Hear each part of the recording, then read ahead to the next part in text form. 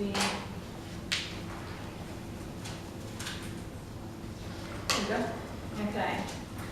The international professionals opposing fluoridation list now has nearly 4,700 people, including a former Belgian Minister of Health, a former Federal Health Minister of Australia, and Swedish Nobel Prize winner Dr. Arvid Carlsson, Nobel Prize in Medicine 2000. Our New Zealand health professionals opposing fluoridation list now has 338 professionals. More than half are doctors, dental professionals, and nurses. The Ministry of Health is doing a great job at most things. However, a few key people there know that fluoridation is harmful and a failure. A few of them have even admitted it in various ways. I want to show you their own clear evidence that fluoridation doesn't work. Evidence from them. One of the most important angles on fluoridation for most people is, does it work? Simply, does it work? The answer is no. The seductive 40% difference claim advertised by our Ministry of Health is false. I want you to clearly see how this claim is false, because fluoridation is entirely built upon this.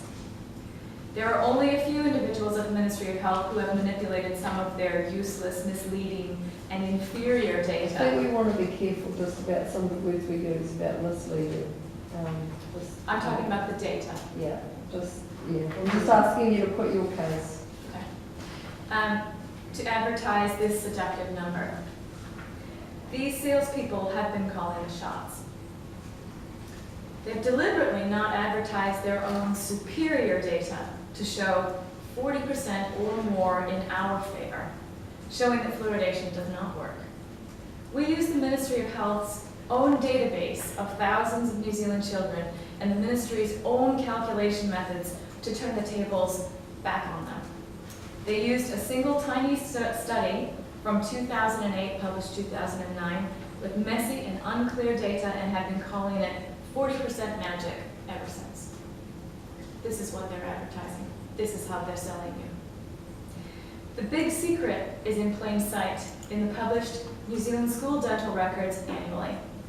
Fluoridated areas have 40% or more tooth decay than non-fluoridated areas.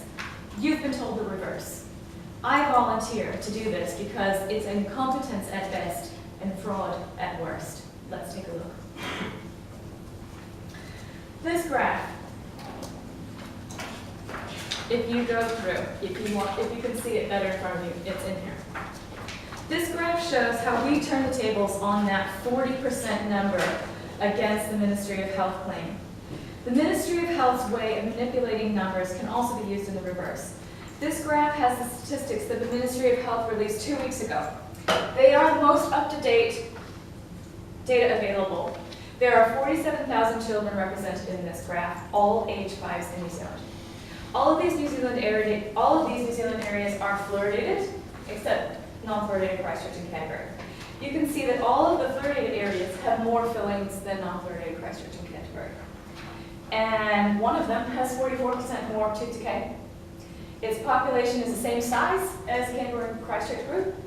And in this most recent data, fluoridated Auckland has 26% more decay than fluoridated kids in Christchurch. And the fluoridated kids of the national average had 19% more decay than the non-fluoridated kids in Christchurch. This data comes from Ministry of Health's own database, 50,000 kids, all age 5s and age 12s across New Zealand. This is an appropriate sample size to use to see if fluoridation works, and it shows that fluoridation doesn't work. So the Ministry of Health doesn't advertise this. If fluoridation worked, fluoridated kids would always have better teeth than non-fluoridated kids. They absolutely don't. Non-fluoridated kids across New Zealand now are better more than half the time and in more than half of the fluoridated areas. This graph shows that fluoridated 40% less tooth decay claim is not true. Their magic 40 is from an obscure, tiny, and old study from 9 years ago, shamelessly cherry-picked, and still falsely advertised. This graph is from the latest available highest quality data from them, 2 weeks ago published. calculated accurately by their own methods. Their magic 40, next page. Oh, I need to do that. Their magic 40 that they advertised wasn't even 40. It was 37.5%. Good place to stand. And they rounded it up. This was confirmed, by the way, by an official Information Act request last month. Not a good look for them at the start of this comparison table. Let's compare the inferior data that they used to come up with their magic 40 and contrast it, theirs and ours, with the data that we used, provided by their own data, but that they sweep under the carpet. Our non-fluoridated 40% calculations, we calculated them accurately. They rounded it up. Our group size was 25,000 kids. Theirs was less than 1,000 children. Our data shows 5 and 8-year-olds with baby teeth, 5-year-olds, adult teeth, 12-year-olds. Their tiny study of 1,000 kids was obscured from ages 2 to 17. They included all of that together. So you can't compare that to any other international statistics because international statistics always separate age 5s and age 12s. That's science. Ours is grouped by location so that we know which areas are fluoridated and which are not, how many kids are in each.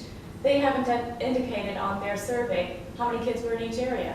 Which sample size was larger? Were they the same? We don't know. Also, the data we've used for our graph shows very clear analysis for ethnic breakdown. They haven't clearly illustrated any socioeconomic factors at all in their 1,000 children study.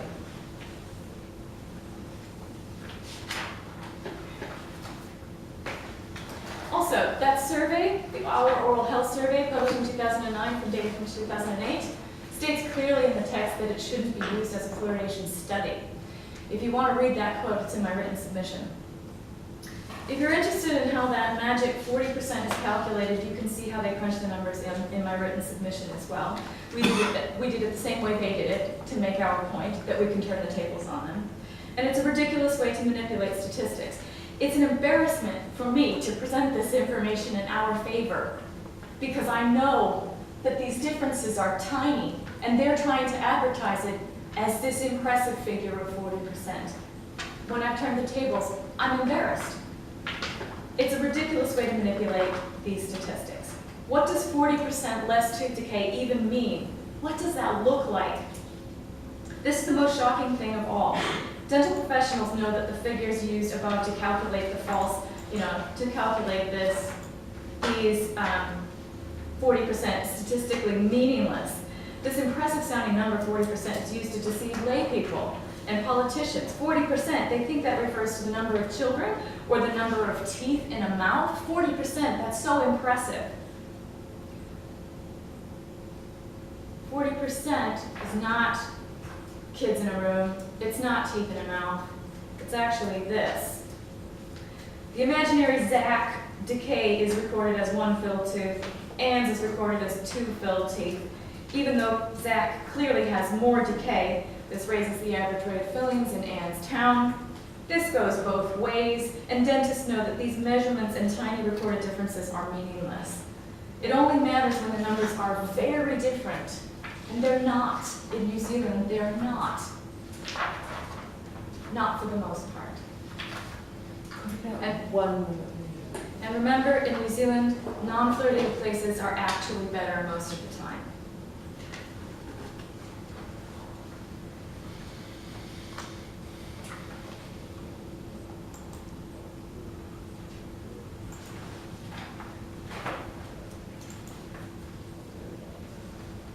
This is the Child Smile program, which I hope you've heard a lot about from our presenters this week and last week. The Health Select Committee can, instead of passing this bill, help everyone win by passing new legislation providing central government funding to begin Child Smile in New Zealand. The program is saving Scotland more than £5 million a year. It's preventing general anesthetic surgeries on toddlers. And they have never had fluoridation in Scotland. Scottish children used to have very high levels of tooth decay, but now that they have child smile, Scottish kids have got better teeth than Kiwi kids. Much better.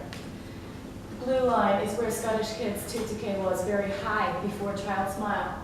It's come way down here. Same amount of time, New Zealand's is exactly the same. There are other successful programs around the world now modeled after the Child Smile program. Saving teeth, saving pain, saving money. It's a win for everyone. Be heroes. Start the Child Smile program in New Zealand. Thank you. Thank you for all your effort that you put in. There's a comprehensive amount of information, so I don't have any specific questions off the top of my head. I don't know, do you? No, thank you. I would love to have email questions, that's fine. if you think of things, I'm always available. Yeah. We can answer any question you have. Thank you. Thanks, Lynn. Thank you. Thank you. We appreciate that.